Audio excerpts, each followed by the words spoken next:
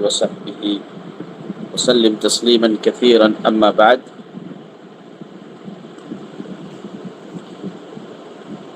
سورہ ملک کی تفسیر کے دوسرے پارٹ میں آپ سب کا استقبال ہے۔ آج کے اس درس میں انشاءاللہ سیکنڈ رکوع پر ہم لوگ گفتگو کریں گے۔ اللہ رب العالمین فرماتے ہیں سورہ ملک سورہ نمبر 67 آیت نمبر 15 میں، هو الذی جعل لکم الارض ذلولا فامشوا فی مناکبها وکلوا من رزقہ والیہ النشور۔ اور وہی رب العالمین کی ذات ہے جس نے تمہارے لیے زمین کو تابع بنا دیا اور زمین کے اندر تمہارے لیے اس نے راستے بنا دیے تاکہ تم اس کے رزق کو تلاش کرو اور اس کے رزق میں سے کھاؤ، اور یہ یاد رکھو کہ تمہیں اسی کی طرف لوٹ کر جانا ہے۔ وہ ذات جس نے زمین کو تمہارے لیے تابع بنا دیا، یعنی یہ زمین اللہ رب العالمین کی نعمتوں میں سے ایک بہت بڑی نعمت ہے، اور اس زمین کو اللہ تعالیٰ نے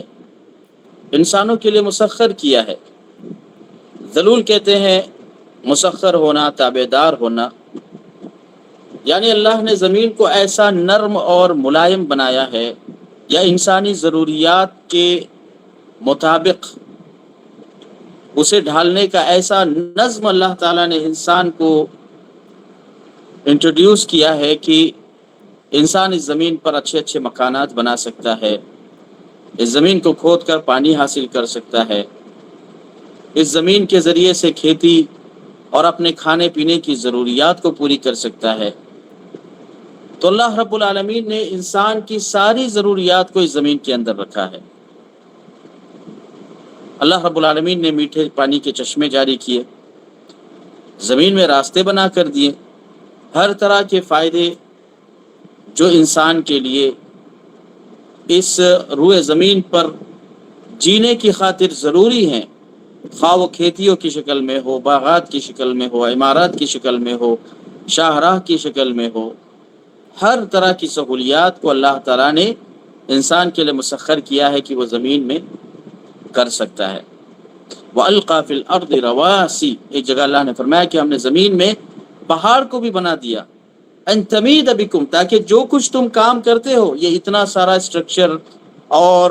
بلڈنگوں کا جو ایوولوشنز اور بڑے بڑے ٹاؤنز اینڈ سٹیز جو بن رہے ہیں، یہ اگر زمین پر پہاڑ نہ ہوتے اور یہ پہاڑوں کا سسٹم نہ ہوتا تو شاید ساری زمین زلزلے کا شکار ہو جاتی، مگر اللہ رب العالمین نے میخوں کی مانند اور کھیل کی مانند ان پہاڑوں کو زمین کے اندر نصب کیا تھا کہ وہ ہم جو بھی اس زمین سے فائدہ اٹھائے وہ زمین اس کو برداشت کر سکے۔ تو اللہ رب العالمین نے انہی نعمتوں میں سے ایک نعمت کو یہاں گنایا کہ اللہ نے تم کو زمین کو تمہارے تابع دار کر دیا ہے، فَامْشُوا فِي مَنَاكِبِهَا، تو تم اس کے مناکب پر یعنی اس کے کندھوں پر یعنی اس کے راستوں پر چلو۔ یعنی زمین کو اللہ رب العالمین نے ایسا ڈیوائن کیا ہے کہ انسان کسی بھی ناحیے سے زمین کو استعمال کر سکتا ہے، ہر اعتبار سے جو ہے زمین کو استعمال کر سکتا ہے، اپنے کسب و تجارت کے لیے، اپنے سفر کے لیے، اپنے رہنے کے لیے، اپنے کھانے پینے کی چیزوں کو ایجاد کرنے کے لیے۔ اور اللہ رب العالمین نے ان میں سب سے اہم چیز جو گنائی وہ ہے انسان کی ضرورت، خواہ وہ بزنس کی شکل میں ہو یا اس کے امپلائمنٹ کی شکل میں ہو، اس کے روزی روٹی کی شکل میں ہو۔ چنانچہ اللہ نے فرمایا وَكُلُوا مِن رِزْقِهِ، اور اس کے رزق سے کھاؤ،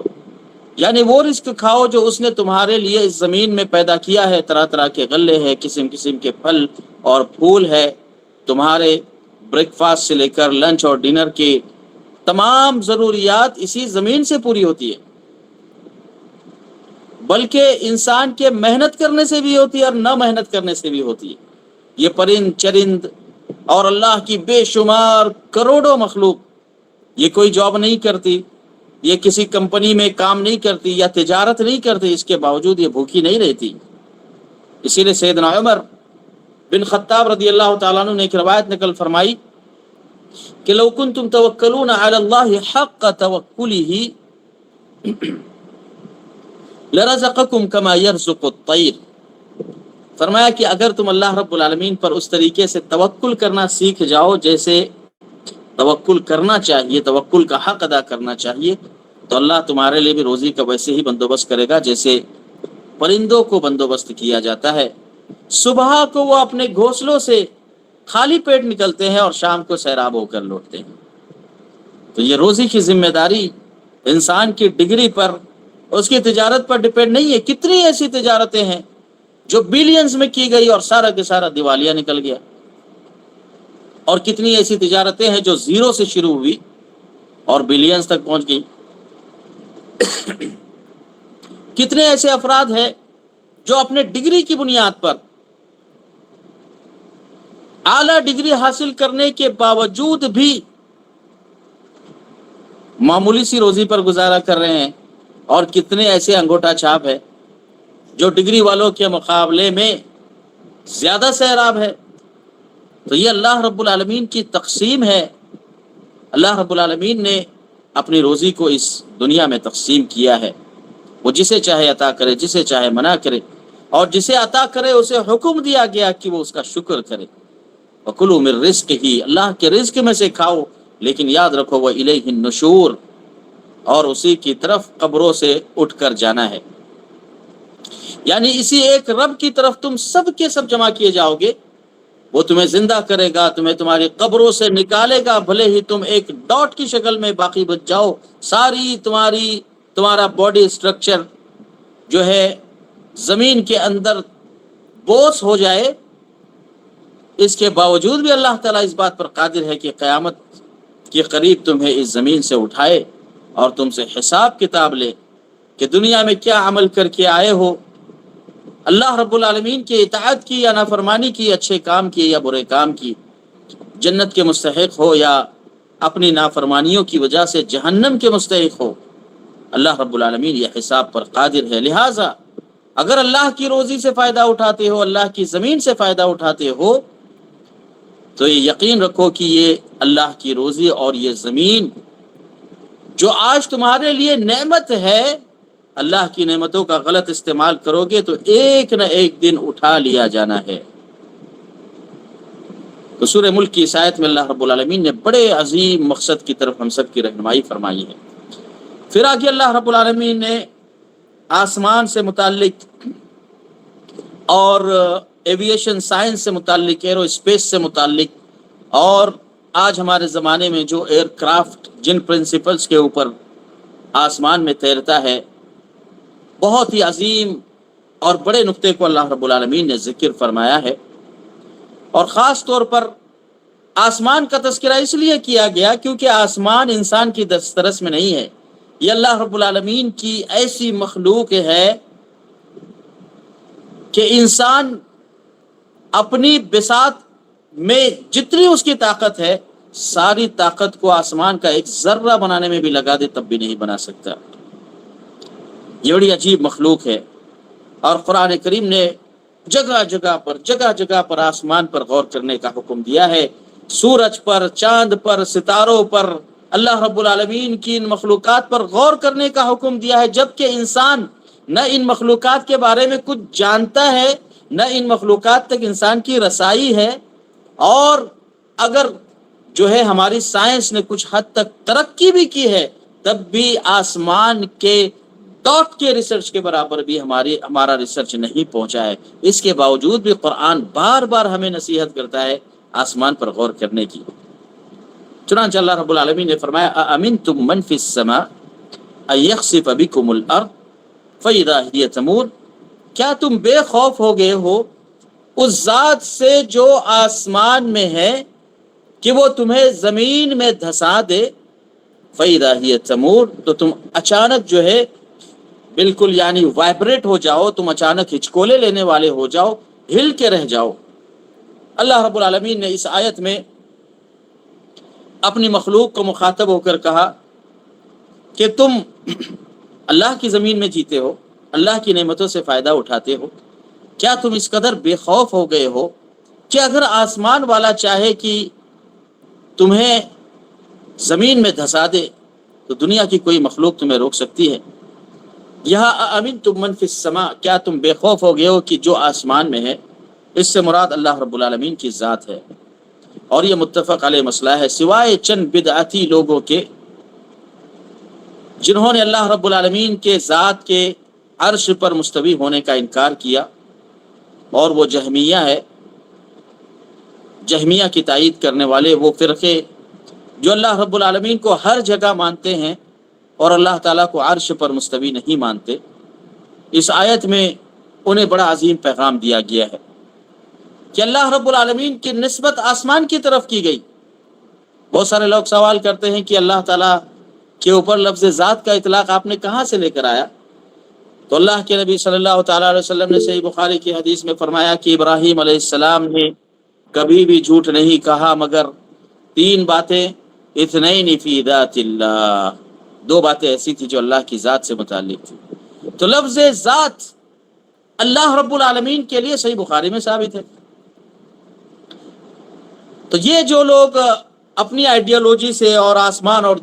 زمین کے اور یہ ملکی ویز کی پورے ریسرچ اور ہوم سائنس کی بنیاد پر یہ کہتے ہیں کہ اللہ تعالیٰ ہر جگہ موجود ہے، قرآن اور سنت کے دلائل نے اور ہمارے عقل اور ہمارے نیچر اور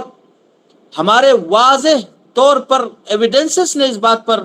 گواہی پیش کی ہے کہ نہیں، اللہ رب العالمین اپنی ذات کے ساتھ عرش پر مستوی ہے، اور اس کا علم، اس کی قدرت ہر جگہ پر ہے۔ اور یہی وہ اعتقاد ہے جو ائمہ اربعہ کا، اس امت کے چاروں معزز ائمہ کا، اور امام بخاری، امام مسلم، امام ترمذی اور سارے علماء سلف کا یہ اعتقاد ہے، جس میں کسی طرح کی گنجائش نہیں ہے کہ ان کے اعتقاد میں تعویل سے کام لیا جائے، کہ اللہ رب العالمین اپنی ذات کے ساتھ عرش پہ مستوی ہے، اور اس کا علم، اس کی قدرت اور اس کی صفات ہر جگہ پر ہے۔ چنانچہ صحیح مسلم کی حدیث میں آتا ہے، حدیث نمبر 1199 میں، یہ ان لوگوں کے لیے میں کہہ رہا ہوں جو کہتے ہیں کہ اللہ تعالیٰ ہر جگہ ہے۔ سیدنا معاویہ بن حکم السلمی رضی اللہ تعالیٰ عنہ نے رسول اللہ صلی اللہ تعالیٰ علیہ وسلم سے اپنی لونڈی کے تعلق سے سوال کیا کہ یا رسول اللہ، ایسا اور ایسا معاملہ ہوا، لونڈی نے کام نہیں کیا، میں نے اسے ایک تماچا دے مارا، اب مجھے افسوس ہو رہا ہے کہ میں نے جو ہے غلط کام کیا، مجھے میری لونڈی کو تماشا نہیں مارنا چاہیے تھا۔ تو اللہ کے نبی صلی اللہ تعالیٰ علیہ وسلم نے فرمایا کہ اس لونڈی کو میرے پاس لے کر آؤ۔ جب وہ لونڈی لائی گئی تو اللہ کے نبی صلی اللہ تعالیٰ علیہ وسلم نے اس سے پوچھا کہ اے بیٹی، یہ بتاؤ اللہ تعالیٰ کہاں ہے؟ اب ظاہر سی بات ہے، گھر میں کام کرنے والے اور خدمت گزار لوگ وہ دین کی بہت ساری معلومات کہاں سے رکھتے ہیں، لیکن ان کا نیچر اس بات کی گواہی دیتا ہے۔ چنانچہ جب اللہ کے نبی صلی اللہ تعالیٰ علیہ وسلم نے اس لونڈی سے سوال کیا کہ یہ بتاؤ کہ اللہ تعالیٰ کہاں ہے، اس نے کہا کہ اپنے ہاتھ سے اوپر کی طرف اشارہ کیا اور کہا کہ آسمان میں ہے۔ پھر اللہ کے نبی صلی اللہ علیہ وسلم نے فرمایا اچھا یہ بتاؤ بیٹی، میں کون ہوں؟ اس نے کہا آپ تو اللہ کے رسول ہیں۔ اللہ کے نبی صلی اللہ تعالیٰ علیہ وسلم نے سیدنا معاویہ بن حکم السلمی سے فرمایا کہ اس کو آزاد کر دو کیونکہ یہ مومنہ ہے۔ صحیح مسلم حدیث نمبر 1199۔ اور ایسی دسیوں دلیلیں ہیں جو اللہ رب العالمین کے عرش پر مستوی ہونے پر دلالت کرتی ہیں، اور اللہ رب العالمین کے آسمان میں ساتویں آسمان پر عرش پر ہونے پر دلالت کرتی ہے، اس کا انکار نہیں کیا جا سکتا۔ ہم خواہ کتنی ہی عقلی دلیلیں پیش کریں اور اپنے عقل کے گھوڑے دوڑائیں، مگر اللہ کے نبی صلی اللہ تعالیٰ علیہ وسلم کی سنت اور قرآن کریم کے پیغام کے مقابلے میں ہمارے عقل کی کوئی ویلیو نہیں ہے، اور کوئی بھی عقل سلیم کبھی بھی اللہ کی کتاب اور نبی کی سنت کے ساتھ کانٹرڈکشن نہیں ہو سکتی، بلکہ اس کی مکمل تائید کرتی ہے۔ چنانچہ اللہ رب العالمین کے عرش پر مستوی ہونے پر جہاں قرآن اور سنت کے دلائل ہے، امام ابن القیم رحمۃ اللہ علیہ لکھتے ہیں کہ 1000 سے زیادہ دلیلیں ہیں کہ اللہ رب العالمین اپنی ذات کے ساتھ عرش پہ مستوی ہے۔ 1000 سے بھی زیادہ دلیلیں، خواہ وہ عقلی ہو، فطری ہو، یا قرآن اور سنت کی دلیلیں۔ تو اللہ نے یہاں پر فرمایا آمنتم من فی السماء، کیا تم مامون ہو گئے اس ذات سے جو آسمان میں ہے کہ تم اس کی مخالفت کرو اور وہ تمہیں زمین میں دھسا دے؟ ایخسف بکم الارض، کہ وہ تمہیں زمین میں دھسا دے تو وہ اچانک جو ہے وائبریٹ ہونے لگے، ہچکولے لینے لگے۔ اللہ تعالیٰ نے زمین کی حرکت سے ہمیں ڈرایا ہے۔ اس وقت اللہ تعالیٰ نے زمین کے وائبریشن کا ذکر کیا۔ آج سائنٹیفکلی طور پر یہ معلوم کیا گیا ہے کہ جس زمین پر، جس ارتھ پر، یہ ملکی ویز میں جو آسمان کے برج سے قریب جو کہکشاں ہے، اس میں زمین ون آف دی اسمالسٹ، سب سے چھوٹے سیاروں میں اس کا شمار ہوتا ہے، اور زمین خود اپنے آربٹ نظام کے اندر خود اپنے اطراف میں 1000 میل پر ہاور کے حساب سے گردش کرتی ہے، وائبریٹ کرتی ہے اپنے اطراف میں، جبکہ وہ سورج جو اس زمین کو روشنی دیتا ہے، سورج تو بہت سارے ہیں، بلکہ آج کی سائنس کہتی ہے there are thousands of suns, اور لیونار سسٹم میں بہت سارے سنس ہیں جو ہمارے سن سے کئی زیادہ بڑے ہیں۔ تو جو سورج اس زمین کو روشنی عطا کرتا ہے، وہ زمین کے اطراف میں، ہماری زمین اس کے اطراف میں 65,000 پر آور میل کے حساب سے گردش کرتی ہے، اور جس کہکشاں میں یہ زمین ہے، وہ جو پہلا آسمان ہے جس کو سمائے دنیا کہتے ہیں، یہ سائنس کہتی ہے کہ پہلے آسمان کے برج جبار کے نزدیک ہماری یہ زمین 20,000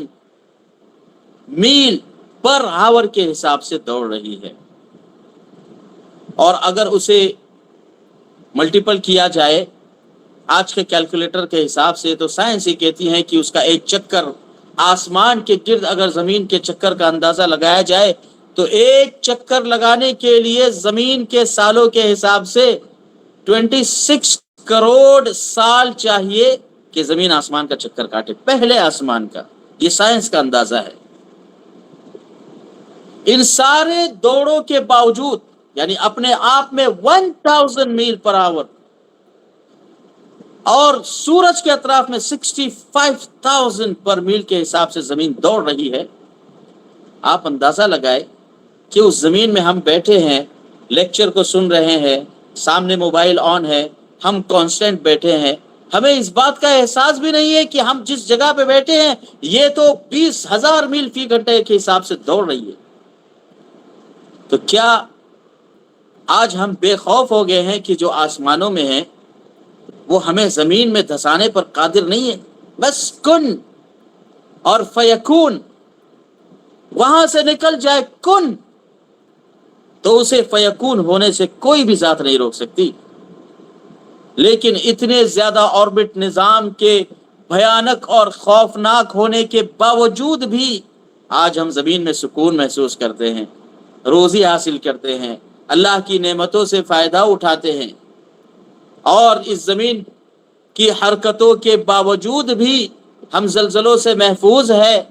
کیا یہ اللہ رب العالمین کی عظیم نعمت نہیں ہے؟ یہ اللہ رب العالمین کی بڑی عظیم نعمت ہے، جسے اللہ رب العالمین کا شکریہ ہمیں ادا کرنا چاہیے کہ اللہ تعالیٰ نے اس کے باوجود ہمیں اس زمین پر زندہ رکھا ہے۔ ہماری اسی لیے فرمایا کہ سارے بندوں کے دل اللہ رب العالمین کی ہتھیلی اور اصبع کے اندر ہے۔ اگر اللہ تعالیٰ پھیرنا چاہے تو اتنی بڑی کائنات کے مقابلے میں یہ زمین ڈاٹ کی بھی حیثیت نہیں رکھتی، رب العالمین کے پاس ایک معمولی سے ڈاٹ کی بھی حیثیت نہیں رکھتی۔ تو ہمیں اپنے گناہوں سے ڈرنا چاہیے، اللہ کے عذاب سے خوف کھانا چاہیے کہ اللہ کی زمین پر رہ کر ہم کیسے اللہ کی مخالفت کریں۔ پھر اس کے بعد اللہ تعالیٰ نے آگے فرمایا ام امنتم من فی السماء ان یرسل علیکم حاسبا، کیا تم بے خوف ہو گئے ہو اس ذات سے جو آسمان میں ہے؟ یہاں اللہ رب العالمین مراد ہے، جیسا کہ میں نے آپ کو بتایا، اور اس پر جیسا کہ ابن قیم رحمۃ اللہ علیہ نے ذکر فرمایا 1000 سے بھی زیادہ دلیلیں ہیں کہ اللہ رب العالمین کی ذات عرش پر مستوی ہے۔ کیا تم اس ذات سے بے خوف ہو گئے جو آسمان میں ہے کہ وہ تم پر پتھراؤ والی آندھی بھیجے، فَسَتَعْلَمُونَ كَيْفَ نَذِيرٌ، اور اس وقت تمہیں سمجھ میں آئے گا، اس وقت تم سمجھو گے کہ ڈراؤ کیا ہوتا ہے اور ڈرانے والی کیفیت کیسی ہوتی ہے۔ کیا تم انتظار کر رہے ہو کہ اللہ کی طرف سے پتھراؤ والی آندھی آ جائے؟ کیا تمہارے سامنے ماقبل اقوام کے قصے نہیں ہیں؟ اللہ تعالیٰ نے پتھراؤ کرنے والی ہوا سے سابقہ اقوام کو ہلاک کیا، قوم عاد کو، قوم لوط کو، اصحاب فیل کو، قوم سمود کو۔ کتنی اقوام کا اللہ نے ہمارے سامنے تذکرہ کیا، اللہ کی نافرمانی کی وجہ سے وہ ہلاک کیے گئے۔ کیا ہم یہ واقعات پڑھتے نہیں ہیں؟ کیا ہم بے خوف ہو گئے ہیں؟ وَلَقَدْ كَذَّبَ الَّذِينَ مِن قَبْلِهِمْ، اور بے شک تم سے پہلے بھی تھے جو جھٹلایا کرتے تھے۔ فَكَيْفَ كَانَ نَكِيرٌ، ان کا عذاب کیسا تھا، کیا تم تک نہیں پہنچا؟ بے شک پہنچا ہے، بلکہ قریش اللہ کے نبی صلی اللہ تعالیٰ علیہ وسلم کی بعثت سے قبل یہ سب واقعات کے دھندلے سے اشارے سنتے تھے کہ نوح کے زمانے میں ایسا ہوا، قوم سمود کے ساتھ ایسا ہوا، قوم عاد جس کو وہ عربوں کی اصل مانتے ہیں ان کے ساتھ اس طریقے سے واقعات ہوئے۔ فَهَلْ تَرَى لَهُم مِّن بَاقِيَةٍ، عرب کی سب سے پہلی روئے زمین پر جو نسل تھی ان میں سے کسی بھی شخص کو اللہ نے باقی نہیں رکھا۔ كَأَنَّهُمْ أَعْجَازُ نَخْلٍ خَاوِيَةٍ، سب کے سب مار دیے گئے۔ کیا ان واقعات سے عبرت نہیں حاصل کرتے؟ یقیناً اللہ رب العالمین نے ہم سب کو عبرت کے طور پر قرآن مجید میں وہ واقعات ہمیں بتائے ہیں، اور اہل قریش کو یہ پیغام دیا ہے، پوری انسانیت کو یہ پیغام دیا ہے کہ یہ جو واقعات تم سنتے ہو قوم نوح کے تعلق سے، اصحاب رس کے تعلق سے، سمود کے تعلق سے، عاد کے تعلق سے، فرعون کے تعلق سے، لوط کے بھائیوں کے تعلق سے، اصحاب الایکہ اور قوم تبع کے تعلق سے، کل کذب الرسل فحق وعید، یہ وہ لوگ تھے جو رسولوں کو جھٹلایا کرتے تھے اور میری وعید ان پر سچ ثابت ہوئی۔ جاؤ اس وعید کو دیکھو اور کم سے کم اس سے عبرت حاصل کرو۔ یہ اللہ رب العالمین نے ان دو آیتوں کے اندر انسانیت کو جھنجھوڑا ہے کہ اللہ رب العالمین کی طاقت اور اس کی قدرت کا اگر اندازہ لگانا ہے تو ماقبل اقوام کی حالتوں کو دیکھو۔ پھر اس کے بعد اللہ رب العالمین نے پرندوں سے متعلق اور بایو انسپائرڈ اسٹڈی سے متعلق بہت ہی اہم نقاط کو ذکر کیا ہے۔ اولم یروا الی الطیر فوقہم صافات ویقبضن، اور کیا انہوں نے اپنے اوپر پرندوں کو نہیں دیکھا اس حال میں کہ وہ پر کو پھیلائے ہوئے ہیں، اور اس حال میں کہ وہ پر کو سمیٹے ہوئے ہیں، اس حال میں کہ وہ پر کو پھیلائے ہوئے ہیں اور اس حال میں کہ وہ پر کو سمیٹے ہوئے ہیں۔ ما یمسکہن الا الرحمن، اور کون ہے جس نے انہیں آسمان میں روکے رکھا ہے رحمان کے علاوہ؟ انہ بکل شیء بصیر، بے شک وہ اللہ رب العالمین ہر چیز کو بخوبی دیکھنے والا ہے، بصارت رکھنے والا ہے۔ اللہ رب العالمین نے اس آیت کریمہ میں استفہام انکاری کے طور پر ہمیں پرندوں کے تعلق سے بہت اہم معلومات دی ہے کہ یہ زمین، سب سے پہلے اللہ نے زمین کا ذکر کیا جو گریویٹیشنل فورس کی اصل ہے۔ کوئی بھی چیز جب ہم زمین میں نیچے پھینکتے ہیں تو وہ نیچے کی طرف جاتی ہے، اور پھر آسمان کا ذکر کیا جو گریویٹیشنل فورس کا بالکل اپوزٹ ہے، اور اس کے بعد اللہ رب العالمین نے پرندوں کا ذکر کیا جو گریویٹیشنل فورس میں بھی اور گریویٹیشنل فورس کے علاوہ اسپیس میں بھی اپنے آپ کو برقرار رکھنے پر قادر ہے۔ کیا یہ پرندے بس یوں ہی بلا کسی کے تصرف کے اس طریقے کا کام کرتے ہیں؟ اللہ رب العالمین نے اس آیت میں انسانیت کو جھنجھوڑا ہے کہ اگر صرف ایک پرندے پر تم اور اس کے آسمان پر اڑنے پر اگر تم غور کرو تو یہی تمہاری ہدایت کے لیے کافی ہے کہ کس طریقے سے ایک بیلنس کے ساتھ، ایک اسٹیبلٹی کے ساتھ اور ایک گریویٹیشنل فورس کے ہواؤں کے دباؤ کے ساتھ وہ اپنے آپ کو پیر پھیلا کر بھی چلتے ہیں اور سمیٹ کر بھی چلتے ہیں۔ یہاں اللہ رب العالمین نے دو چیزوں کا ذکر کیا، ایک ہے صافات، الا اولم يروا الى الطير فوقهم صافات، کیا نہیں دیکھتے وہ پرندوں کیا اپنے اوپر جو صافات کی مانند جا رہے ہیں، یعنی اپنے ونگز کو اسپریڈ کرتے ہوئے، اسپریڈنگ دی ونگز، اپنے ونگز کو پھیلا کر بلا کسی حرکت کے انتہائی تیزی اور سپیڈ کے ساتھ آسمان میں تیرتے ہیں۔ اللہ رب العالمین نے اس حرکت کا ذکر کیا، اور دوسرے نمبر پر اللہ رب العالمین نے فرمایا وَيَقْبِضْ، کہ وہ اپنے ونگز کو فولڈ کرتے ہیں تاکہ وہ جو ہے نیچے کی طرف آئیں۔ یہ جو دو الفاظ ہے، بعض علماء کرام نے لکھا ہے کہ ایرو اسپیس اور ایویشن سائنس کے ریفارمیشن کی یہ بنیاد ہے۔ اس آیت کے اندر اللہ رب العالمین نے پرندوں کے اسٹرکچر اور اس کے اسٹرکچر کا جو میکینزم ہے، اللہ رب العالمین نے اس آیت کے اندر بیان فرمایا ہے کہ اللہ کی رحمت دیکھیے کہ پرندے جب آسمان میں اڑتے ہیں تو ان کا ہر موومنٹ ایک خاص انداز کے اندر ہوتا ہے، اور یہی وہ خاص انداز ہے جس کو کور کر کے انسان نے جو ہے ایک لا بنایا، ایک اصول بنایا، اور جس اصول کے تحت اس گلائڈر کے ذریعے ہمارے پلین کو اور ایئر کرافٹ کو اڑایا جاتا ہے۔ اگر ہم ہمارے موجودہ ایئر کرافٹ پر غور کریں، اس کے ونگز کے اوپر، اس کے پیچھے کے حصے کے اوپر، اس کے اڑتے وقت ہواؤں کے دباؤ کو ایک میٹر کے ذریعے یا جی پی ایس کے ذریعے یا پھر ایئر کرافٹ کے ایک سسٹم کے ذریعے سے کنٹرول کیا جاتا ہے، اگر حقیقت میں ہم اس پر غور کریں تو ہمیں معلوم ہوگا کہ پرندوں کے ان اڑنے کی اور رکنے کی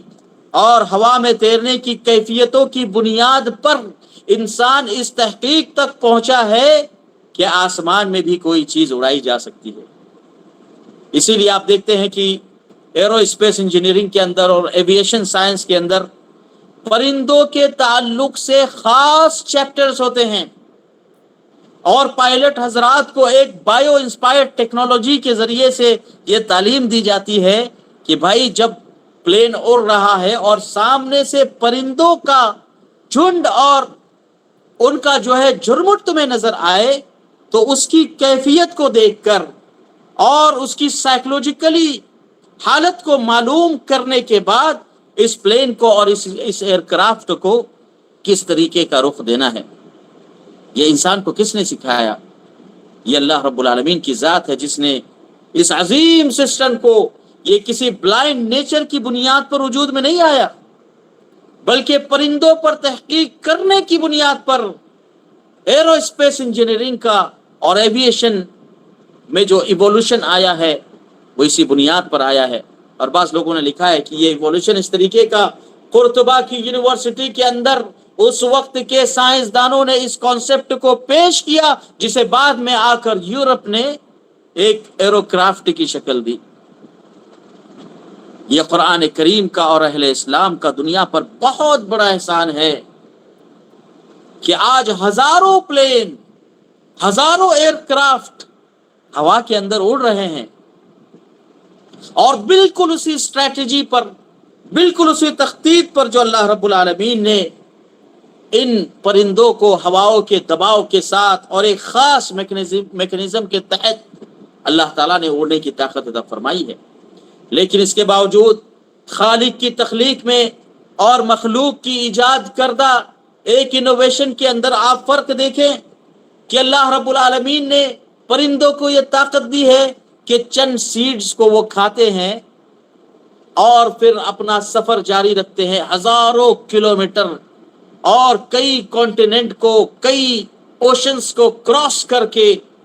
دوسرے ممالک تک without any visa, without any restriction وہ سفر کرتے ہیں۔ جبکہ ہمارے موجودہ ایئر کرافٹ کو اڑنے کے لیے ہزاروں ٹن ایندھن کی ضرورت ہوتی ہے،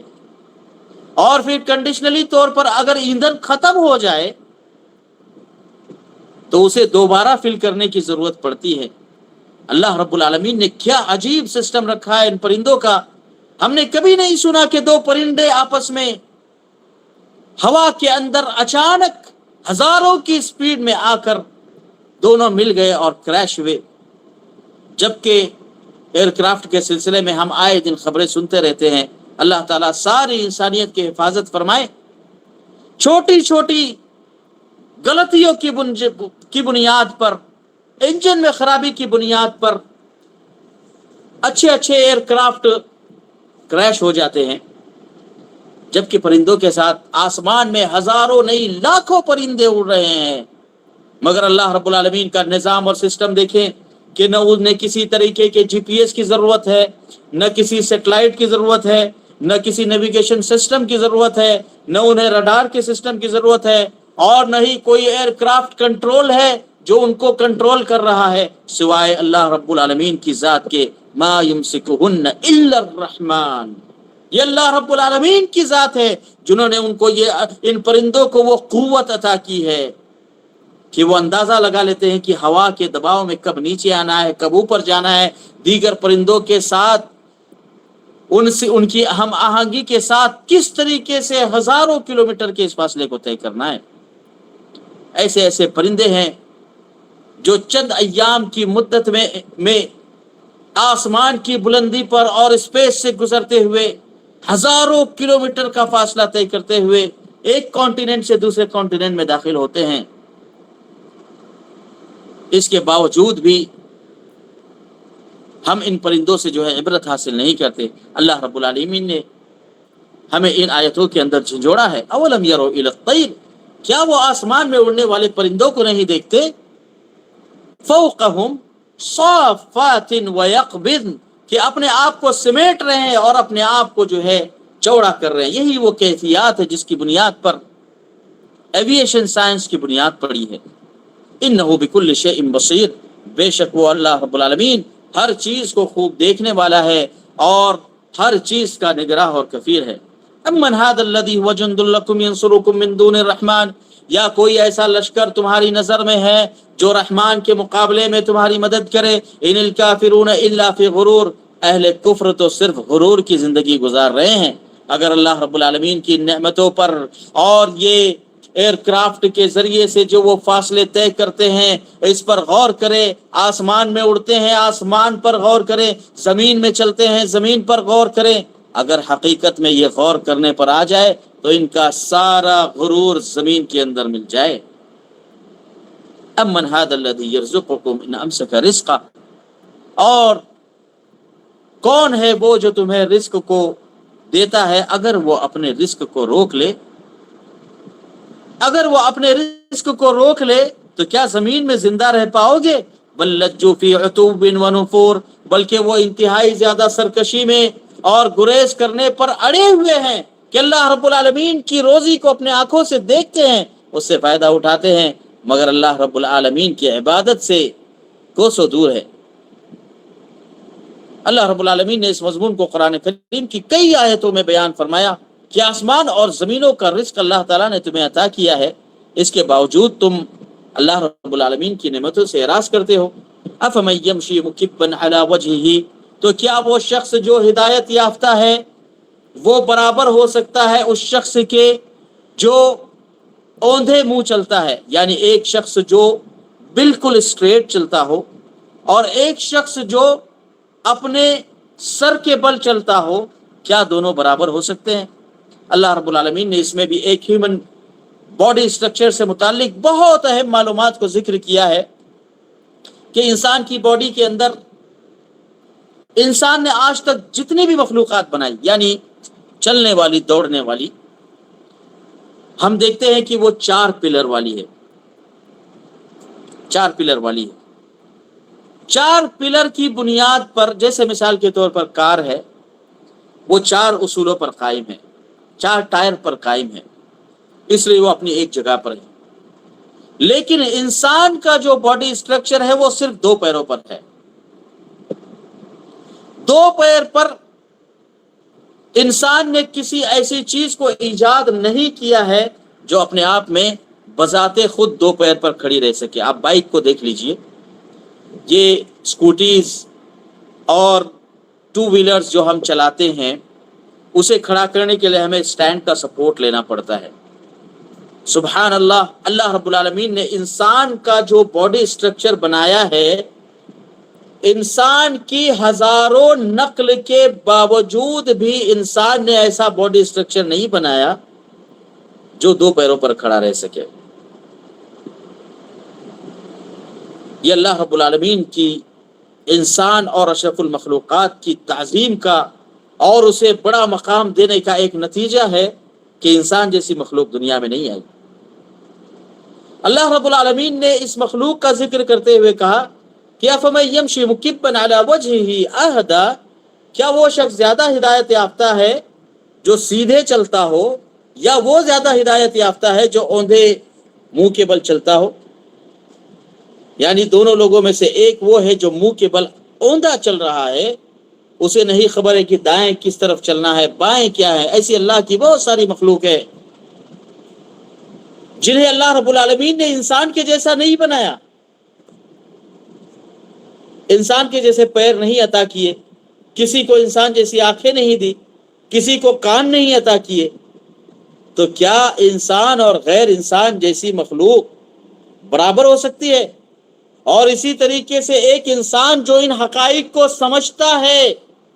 اور صحیح راہ کو اختیار کرتا ہے، اس انسان کے برابر ہو سکتا ہے جو انسان سب کچھ سمجھ رہا ہے، دیکھ رہا ہے، اللہ رب العالمین کے اس کائنات میں دلائل پر غور کر رہا ہے، اسے معلوم ہے کہ اللہ کے علاوہ کوئی ایسی شان ذات نہیں ہے، اس کے باوجود بھی اندھوں اور بہروں جیسا رہنے کی کوشش کرتا ہے، اوندھے منہ چلنے والوں کی مانند اپنی کیفیت کو کرتا ہے. کیا یہ گمراہی نہیں ہے؟ یہ گمراہی ہے کہ اللہ رب العالمین کہ ان ہزاروں دلیلوں کو دیکھنے کے بعد انسان اس کے سامنے سر بسجود نہ ہو. پھر اللہ رب العالمین نے فرمایا قل، اے نبی پاک صلی اللہ تعالی علیہ وسلم آپ کہہ دیجئے هو الذی انشأکم وجعل لکم السمع والابصار والافئدہ، وہی ہے جس نے تمہیں پیدا کیا اور تمہیں کان، آنکھ اور دل عطا فرمائے. قلیلا ما تشکرون، مگر اس کے باوجود تم بہت ہی کم شکر ادا کرتے ہو. یہاں پر اللہ رب العالمین نے لفظ هو الذی انشأکم، انشاء کہتے ہیں عربی زبان کے اندر عدم سے وجود میں لانا، یعنی کوئی ایسا اسٹرکچر پلان پہلے موجود نہیں تھا جس کو دیکھ کر اسٹرکچر بنایا جائے. انسان کی جتنی بھی تحقیقات ہے، خواہ وہ ایرو کرافٹ ہو یا پھر جو ہے سمندر کی انجینئرنگ ہو یا پھر زمین پر دوڑنے والی گاڑیاں ہو یا راستے ہو، یہ سب کے سب سابقہ مثال کے موجود ہونے کی بنیاد پر بنائے جاتے ہیں، اور یہ سابقہ مثال بھی اللہ کی بنائی بھی ہے. مگر اللہ رب العالمین کو مخلوق کو وجود میں لانے کے لیے کسی انجینئرنگ کی ضرورت نہیں ہے، کسی سابقہ پلان کی ضرورت نہیں ہے، کسی کے مدد کی ضرورت نہیں ہے، وہ عدم سے وجود پر قادر ہے. اسی لیے فرمایا هو الذی انشأکم، وہ ہے جس نے تمہیں عدم سے وجود بخشا، وجعل لکم السمع والابصار والافئدہ، اور اس نے تمہارے لیے کان، آنکھیں اور دل بنائے. یعنی جب اس نے تمہیں پیدا کیا تو آنکھ، کان اور دل کے ساتھ تمہارے وجود کو اس نے مکمل کیا، تمہارے لیے جسم کے اہم ترین نفع مند اور کامل اعضاء کو بنائے. کان وہی کام کرتا ہے جو اللہ تعالیٰ نے اس کو انسٹرومنٹلی طور پر اللہ تعالیٰ نے اس کے لیے اس کا ویژن اور اس کا سگنیفیکنس رکھا ہے. آنکھ سے انسان وہی کام کرتا ہے جو اللہ رب العالمین نے اس کے لیے اختیار فرمایا ہے. قلیلا ما تشکرون، کیا اس کے باوجود بھی تم اللہ کا شکر ادا نہیں کرتے؟ هو الذی ذرأکم فی الارض والیہ تحشرون، کہہ دو کہ وہی ذات ہے جس نے تمہیں زمین میں پھیلا دیا ہے اور اسی کی طرف تمہیں لوٹ کر جانا ہے. اللہ رب العالمین نے زمین میں انسانوں کو پھیلانے کا بندوبست کیا، اور اس زمین کے اندر ایک زمین سے دوسری زمین کو مختلف بنایا. جدا جدا ہمارے رنگ ہے، جدا جدا ہماری زبانیں ہیں، جدا جدا ہماری عادتیں ہیں، جدا جدا ہماری شکلیں ہیں، اس کے باوجود بھی اللہ رب العالمین نے ہر طریقے کا انتظام اس زمین میں رہنے کے لیے ہمارے لیے فرمایا ہے۔ یا ایھا الناس اتقوا ربکم الذی خلقکم من نفس واحدہ وخلق منها زوجها وبث منهما رجالا كثيرا ونساء۔ اللہ رب العالمین نے مختلف شکلوں میں بنانے کے باوجود بھی سارے انسانوں کو ایک نظام کے اندر جوڑ دیا ہے کہ اللہ کی زمین سے فائدہ اٹھائے، اس زمین پر زندگی کو بسر کرے، اس زمین سے فائدہ اٹھائے، مگر ایک وقت آئے گا، اللہ رب العالمین آگے فرماتے وَيَقُولُونَ مَتَى هَذَا الْوَعْدُ إِن كُنتُمْ صَادِقِينَ۔ زمین پر رہنے کے باوجود بھی لوگ وہ سوال کرتے ہیں کہ وہ وعدے کا دن کب ہے جس کا تم ذکر کرتے ہو، اگر تم سچے ہو تو بتاؤ۔ اللہ کے نبی صلی اللہ تعالی علیہ وسلم کو پیغام دیا گیا کہ یہ وعدے کے دن کے تعلق سے فرماتے ہیں، سوال کرتے ہیں، آپ ان سے کہہ دیجئے قل انما العلم عند اللہ، کہہ دیجئے اس کا علم اللہ کے پاس ہے، وانما انا نذیر مبین، میں تو ایک مجرد ڈر ڈرانے والا ہوں۔ فلما رأوه زلفة سیئت، بس جب وہ اس کے قریب سے دیکھیں گے تو ان کے چہرے بگڑ جائیں گے، یعنی جب قیامت انہیں قریب سے نظر آئے گی تو لوگوں کے چہرے بگڑ جائیں گے۔ وقیل هذا الذی کنتم به تدعون، اور ان سے کہا جائے گا کہ یہی وہ چیز ہے جس کا تم جو ہے انتظار کیا کرتے تھے۔ قل ارأیتم ان اہلکنی اللہ، قل ارأیتم ان اہلکنی اللہ ومن معی ورحمنا، تم کہہ دیجئے کہ اگر اللہ رب العالمین مجھے اور جو میرے ساتھ ہے اللہ تعالیٰ اگر انہیں ہلاک کرنے پر آ جائے، فمن یجیر الکافرین من عذاب علیم، تو کافروں کو عذاب علیم سے کون بچائے گا؟ بعض تفسیر کے اندر آتا ہے کہ یہ خطاب اہل کفر سے تھا، اہل قریش سے، کہ اگر تم نبی اور ان کے ساتھ رہنے والے لوگوں کے تعلق سے یہ گمان رکھو کہ یہ ہلاک ہو جائیں گے تو تمہیں کون بچائے گا، اور اگر نبی اور ان کے ساتھ رہنے والوں کے ساتھ اللہ رب العالمین رحم کا معاملہ فرمائے تو تم نے تو ان کا ساتھ نہیں دیا، تمہیں تمہارے ہلاکت سے کون بچا سکتا ہے؟ لہٰذا اللہ رب العالمین کی ذات ہے جو ہر طرح کے نفع اور نقصان کے مالک ہے۔ قل هو الرحمن آمنا به وعلیہ توکلنا، کہہ دیجئے کہ وہ رحمان کی ذات بڑی وسیع ہے جس پر ہم ایمان لائے اور اس پر ہم توکل کرتے ہیں۔ فستعلمون من هو فی ضلال مبین، تو تم قریب میں جان لوگے کہ کون کھلی گمراہی کے اندر ہے۔ قل ارأیتم، کہہ دو کہ تمہارا کیا خیال ہے، ان اصبح ماؤکم غورا، کہ اگر تمہارا پانی گہرا ہو جائے، یعنی یہ پانی جس سے ہم فائدہ اٹھاتے ہیں یہ زمین کی گہرائی اور گہرائی میں چلا جائے، فمن یأتیکم بماء معین، تو چشمے والا پانی اور بہتا ہوا پانی تمہیں لا کر کون دے گا؟ اللہ رب العالمین نے بہت ساری نعمتوں کو گنانے کے بعد پانی کی نعمت کے ساتھ اس سورت کا خاتمہ کیا ہے، اور پانی کی نعمت اس روئے زمین پر سب سے عظیم اور بڑی نعمت ہے۔ اگر مجرد بارش نازل ہو جائے لیکن چشمے نہ بہے، یا کسی جگہ پر نہ تھمے تالاب کے اندر اور ہمارے بنائے ہوئے ڈیم کے اندر پانی نہ تھمے، تو یہ اس قابل نہیں رہتا کہ اسے پیا جائے، وہ پانی سیدھے سمندر کے اندر مرگ ہو جاتا ہے۔ لیکن اللہ رب العالمین نے اسی پانی کے ذریعے سے چشمے جاری فرمائے، اسی پانی کے ذریعے سے واٹر فال جاری فرمائے، اسی پانی کے ذریعے سے تالابوں کو فل کیا، اسی پانی کے ذریعے سے چھوٹے چھوٹے گڈھوں کے اندر جس میں کیڑے مکوڑے اور پھرتے ہوئے جانور پانی کے ذریعے سے آسودہ ہوتے ہیں۔ یہ اللہ رب العالمین کا بنایا ہوا نظام ہے جسے اللہ رب العالمین نے معین سے تعبیر کیا کہ یہ بہتا ہوا خوبصورت پانی، یہ جس کے ذریعے سے تم خود فائدہ اٹھاتے ہو، اپنے کھیتوں کو سیراب کرتے ہو، اپنے جانوروں کو سیراب کرتے ہو، اگر یہ پانی ایک جگہ پر نہ تھمے، اگر یہ معین کی شکل کو اختیار نہ کرے تو آسمان سے پانی کے نازل ہونے کے باوجود بھی اس پانی کا کوئی فائدہ نہیں ہو سکتا تھا۔ مگر یہ اللہ رب العالمین کی عجیب سائنس ہے کہ اللہ رب العالمین نے اس پانی کو تمہارے لیے استعمال کا ذریعہ بنایا، حیوانی اور نباتاتی زندگی کو اس پانی پر موقوف کر دیا۔ لہٰذا کم از کم اگر پرندوں پر غور نہیں کر سکتے، آسمان اور زمین کی تخلیق پر غور نہیں کر سکتے، تو اس پانی پر غور کرو جسے اللہ رب العالمین نے تمہارے لیے پینے کے قابل بنایا ہے۔ تو یہ سورہ ملک کی آیتیں تھی جس کی تفسیر ہم پڑھ رہے تھے۔ اللہ رب العالمین مجھے اور آپ کو نیک توفیق عطا فرمائے۔ سورہ ملک بڑی عظیم صورتوں میں سے ہیں، 30 آیتوں پر مشتمل ہے، اور اس کے پڑھنے والے کے لیے سفارش ہے، جیسا کہ حدیث شریف میں وارد ہے، جو میں نے ابتدائی اس میں آپ کو بیان کیا کہ سورہ تبارک الذی کی یہ فضیلت ہے کہ اس کے پڑھنے والے کی اللہ رب العالمین کے بارگاہ میں سفارش کی جائے گی، یہاں تک کہ اسے بخش دیا جائے گا، جیسا کہ سنن ترمذی حدیث نمبر 2891 اور